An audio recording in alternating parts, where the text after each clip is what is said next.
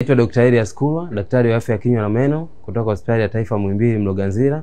Leo nitaongelea sababu mbalimbali ambazo zinaweza zikapelekea fizi kutoa damu. Sababu ya kwanza kabisa ambayo ni kubwa ni kutokuzingatia upigaji wa mswaki vizuri. Kutokuzingatia upigaji wa mswaki vizuri unasababisha mabaki ya vyakula kubaki kwenye meno. Mazingira haya yanasababisha bakteria walioko mdomoni ambao ni normal flora wanaenda kwenye yale mabaki ya vyakula. Lakini pia madini kutoka kwenye mate pamoja na vyakula tunavyokula kwa pamoja vinaenda kutengeneza layer ngumu ambayo inakaa kwenye meno. Kwa lugha ya kitaalamu tunaita calculus. Layer hii inakuwa ni mchanganyiko wa wadudu, madini pamoja na mabaki ya vyakula. Vikikaa kwa muda mrefu kwenye meno vinaanza kupelekea fizi kutoa damu. Kivipi? Kwa sababu kuna wadudu wanaoshambulia fizi. Kwa katika hatua ya awali kabisa fizi zitaanza kuonekana kama nyekundu kidogo, maumivu kidogo au zimevimba, lakini hali ikienda mbali zaidi zinaweza zikapelekea jipu kwenye fizi, lakini pia meno kulegea.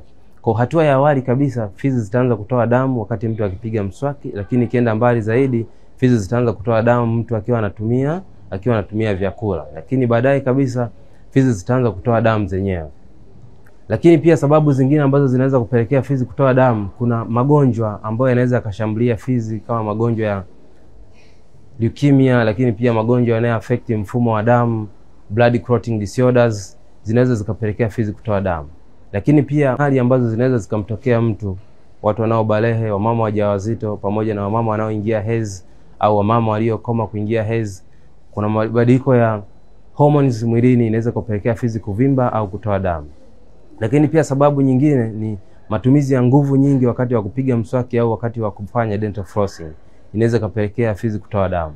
Kuna sababu zingine, magonjwa mengine kama magonjwa ya pressure, wagonjwa wanaotumia dawa za pressure pamoja na dawa zingine ambazo wanatumia wagonjwa wetu blood thinners zinaweza zikapelekea fizi kutoa damu.